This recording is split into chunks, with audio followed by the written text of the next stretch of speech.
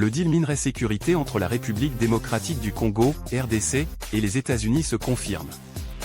L'interview du président Félix Tshisekedi par le célèbre journaliste Brett Bayer sur Fox News n'était pas un simple échange médiatique.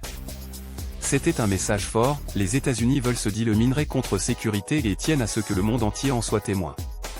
En mettant la RDC sous les projecteurs d'une chaîne influente comme Fox News, Washington affiche clairement son intérêt stratégique. De plus, l'évocation du combat légendaire entre Mohamed Ali et George Foreman n'est pas anodine, c'est un rappel puissant des liens historiques entre la RDC et les États-Unis. Félix Tshisekedi ne s'est pas contenté d'écouter.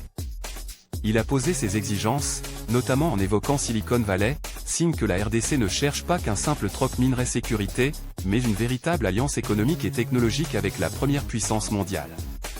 Et ce partenariat s'annonce comme un véritable bras de fer géopolitique. Le journaliste Brett Bayer n'a pas hésité à poser la question brûlante. Comment la RDC compte-t-elle gérer la Chine, déjà ultra dominante dans le pays? La réponse est limpide, les États-Unis sont les bienvenus. Kinshasa envoie un message clair, le Congo ne sera plus un terrain de monopole chinois. Un tournant historique se dessine.